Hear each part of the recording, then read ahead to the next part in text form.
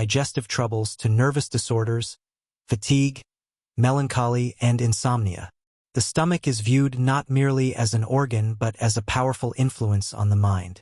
You are told, quite seriously, that your sleeplessness may be caused by gastric irritation. The phrase sounds like a polite insult. Your stomach apparently is irritated. Perhaps it has been reading too many novels. Victorian advice manuals are full of meal recommendations for better sleep.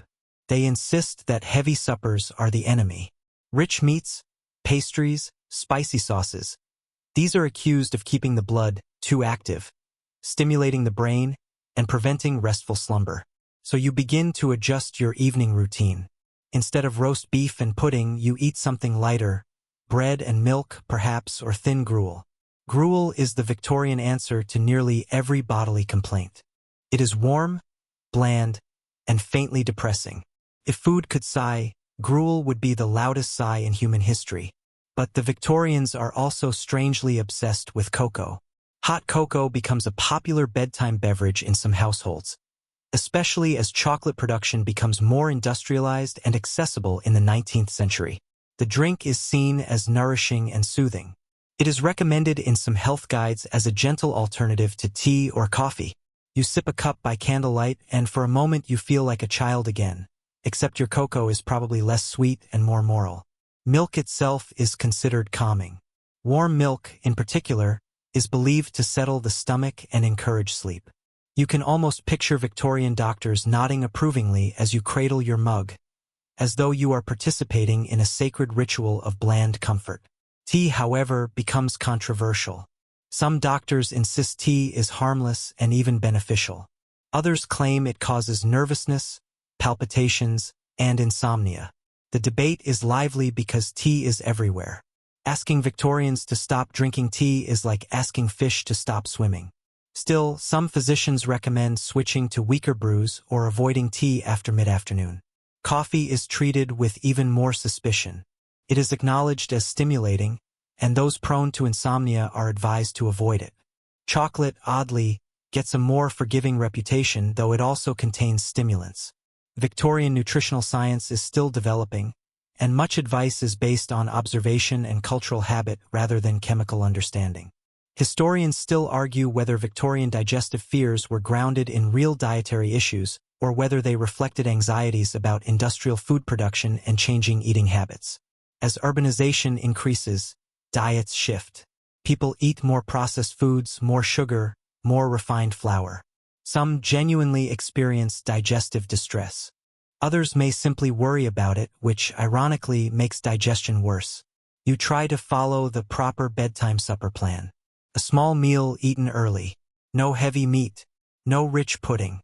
Perhaps a biscuit and milk. Perhaps broth. Your dinner becomes so gentle it practically apologizes for existing. There is also advice about alcohol. Some Victorians believe a small glass of port or sherry at bedtime can calm the nerves. Others warn that alcohol disturbs sleep and irritates digestion. Both camps have evidence, because alcohol can make you drowsy but also disrupt restful sleep later.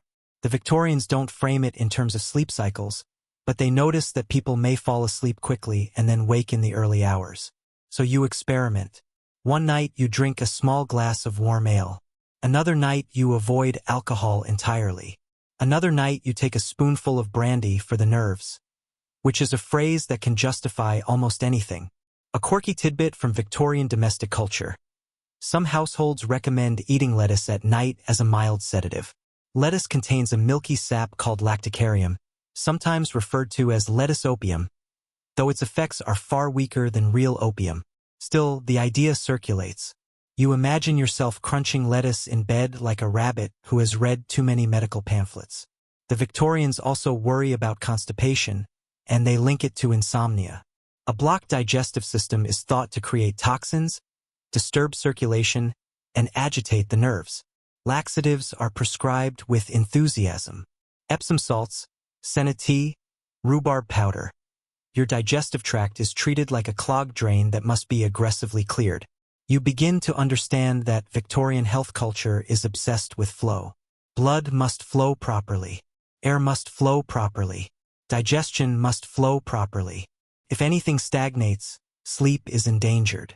This obsession can be exhausting. You are trying to sleep, not manage an empire of bodily fluids. Still, there is something soothing about the routine of a light supper. You sit at the table in the dim evening, eating quietly. The city outside grows darker. The household settles. The simple meal signals to your body that the day is ending. Modern sleep advice would call this regulating your circadian rhythm. The Victorians would call it proper habits.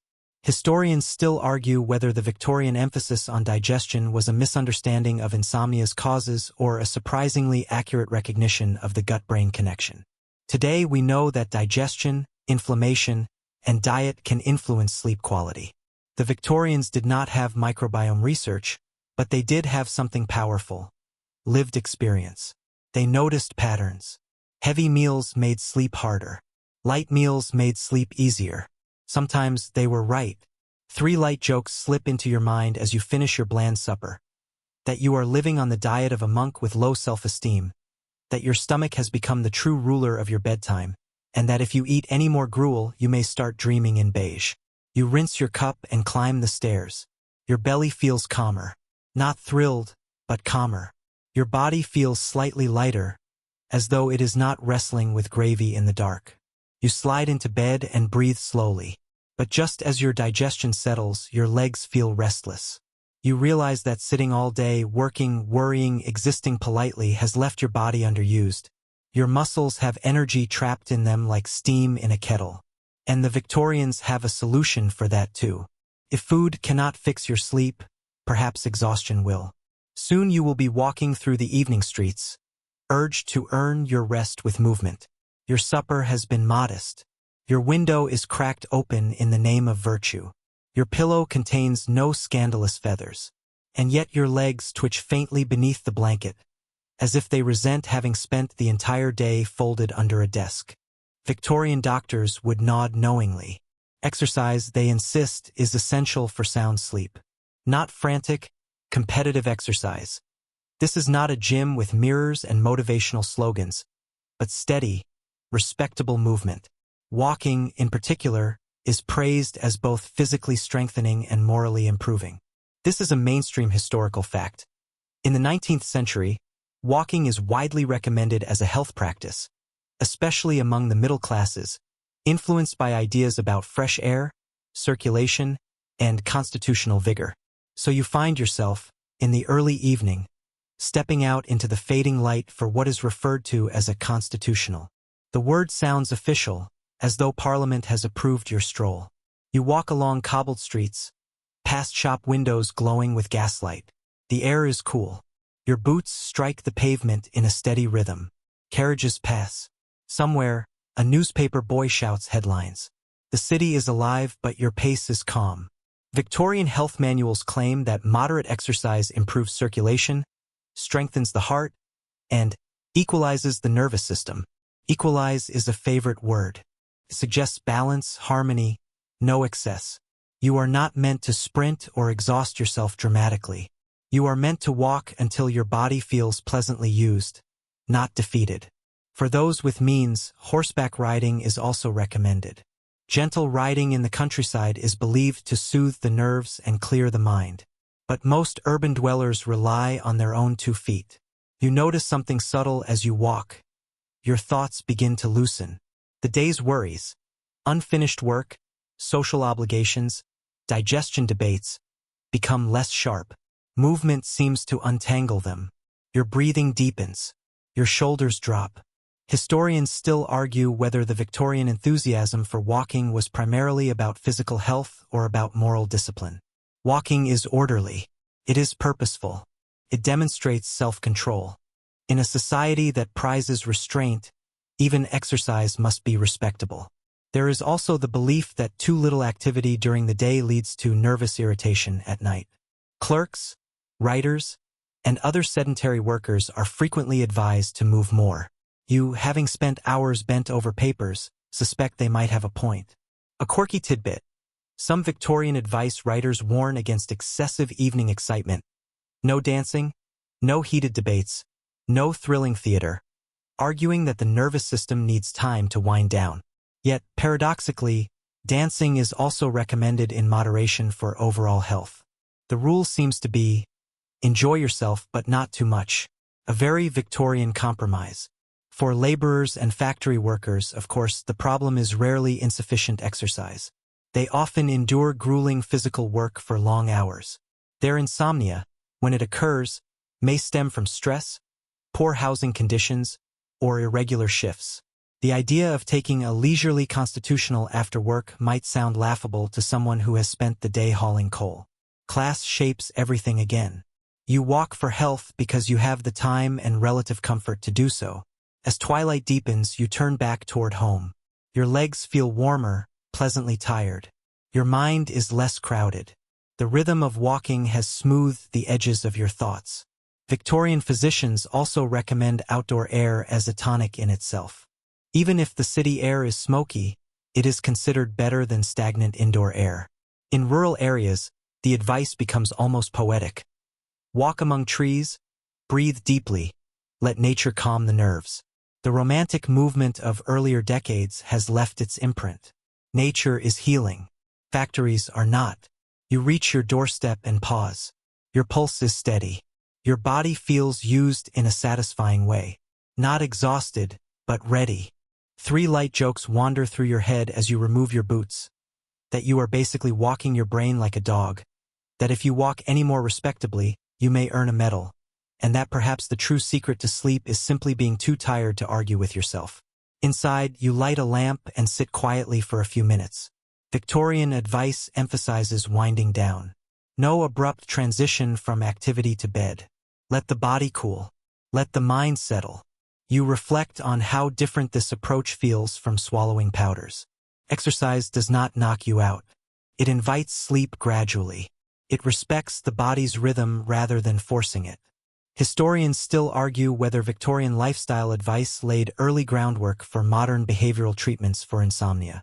Today, doctors recommend regular exercise and consistent routines. The Victorians, for all their eccentric theories, stumbled onto similar principles through observation and experience. But of course, not everyone is satisfied with walking and fresh air. Some crave something more direct, something that can quiet the mind not through muscles, but through suggestion. Because while you have been pacing the streets, another movement has been unfolding in drawing rooms and lecture halls. Mesmerism, hypnotism, the idea that the mind itself can be persuaded into sleep. And soon, you will find yourself seated in a softly lit room, staring into the eyes of someone who claims they can command your nervous system with a gesture. You hang up your coat and climb the stairs once more. Your legs are heavy in the best way. Your breathing is slow.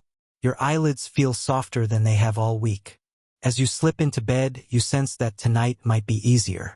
But curiosity lingers. What if sleep is not something you must earn through discipline or swallow through chemistry, but something that can be whispered into existence? The Victorians are eager to find out. The drawing room is dim, lit by a few carefully placed lamps that cast more shadow than illumination. Heavy curtains muffle the street sounds. A small group sits in a semicircle, whispering with the reverence usually reserved for seances or particularly impressive puddings. You are here because someone assured you that your insomnia is not merely a matter of digestion, ventilation, or insufficient walking. It is a matter of the mind. And the mind, they claim, can be guided. Mesmerism, named after Franz Anton Mesmer in the late 18th century, evolves through the 19th century into what becomes known as hypnotism. While Mesmer originally spoke of animal magnetism, a mysterious fluid connecting all living things, later practitioners moved toward more psychological explanations. This is a mainstream historical fact. By the late 19th century, figures like James Braid in Britain helped reframe mesmerism into hypnotism, emphasizing suggestion rather than magnetic fluids. You sit in a high-backed chair. The practitioner, well-dressed, calm, slightly theatrical, takes your hands and asks you to focus on a fixed point. Perhaps a small reflective object. Perhaps his voice. "Relax," he says softly. You try not to roll your eyes. You have tried relaxing. That is the entire problem. But his voice is steady. He instructs you to breathe slowly, to imagine heaviness in your limbs, to allow your eyelids to grow warm and tired. The room feels still, almost thick with expectation. Historians still argue whether early hypnotism was a legitimate therapeutic tool or a cultural phenomenon fueled by fascination with the mysterious. Some doctors embrace it cautiously, reporting successful treatments for nervous disorders, pain, and insomnia. Others dismiss it as performance art for the gullible. You focus on your breathing. Inhale, exhale. Your shoulders loosen. Your thoughts slow slightly, distracted by the effort of following instructions. There is something oddly comforting about surrendering the responsibility of sleep to someone else's voice. The practitioner speaks of calm lakes and quiet forests. He suggests that your mind is like a restless child who simply needs gentle guidance. You are not entirely convinced, but you are undeniably drowsy. A quirky tidbit from the era. Public demonstrations of mesmerism sometimes involve subjects who appear to fall into deep trances, performing odd tasks or becoming temporarily insensitive to pain. While many of these performances are genuine psychological phenomena, others are likely exaggerated or staged. Victorian audiences adore a good spectacle.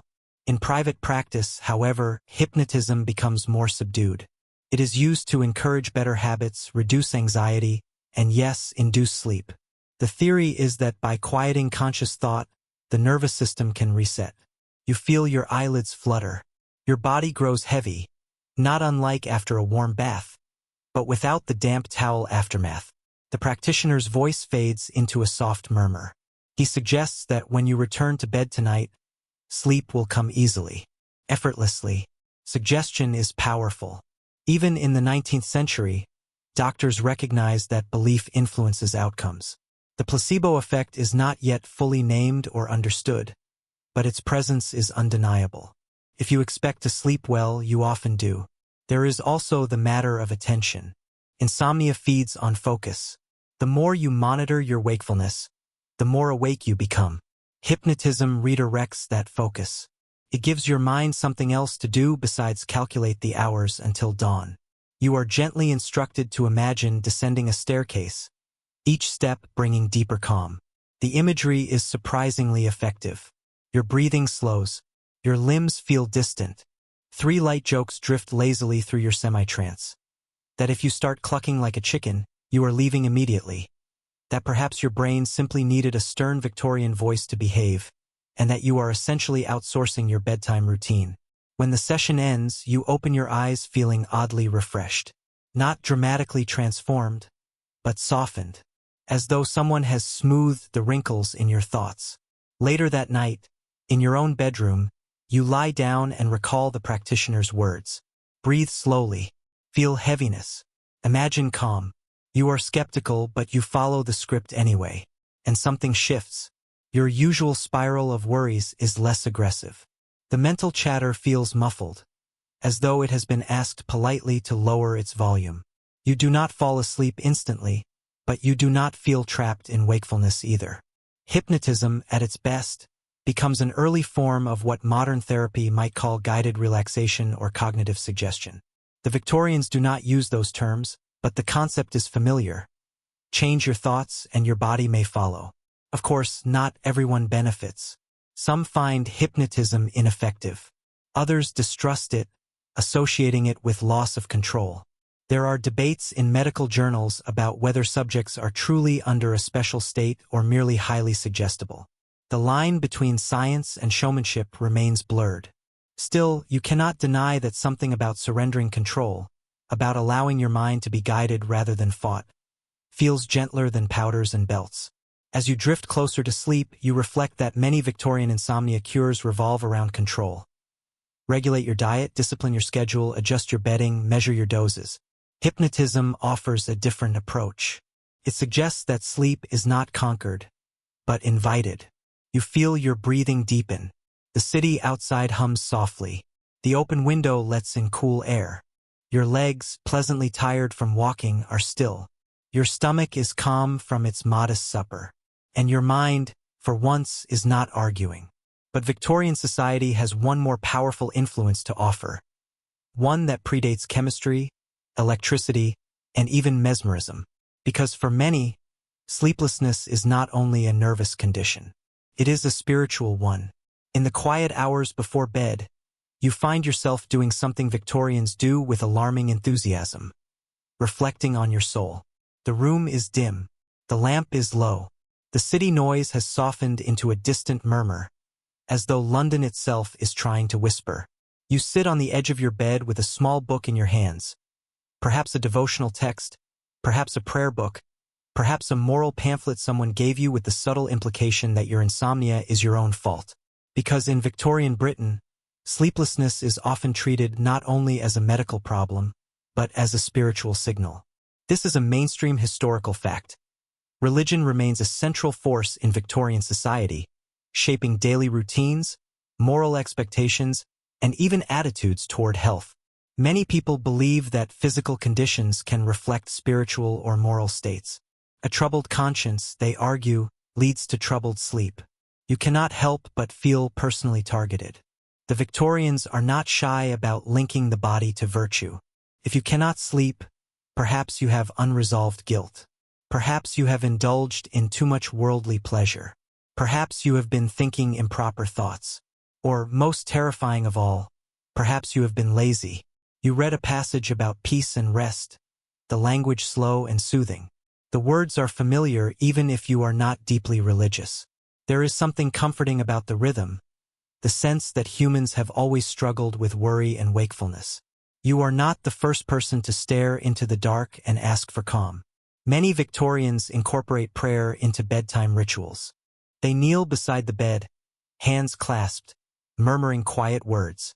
Some pray for forgiveness. Some pray for protection. Some pray simply for sleep, because even God must understand that a tired person is not at their best. You try it. You kneel awkwardly, your knees immediately complaining because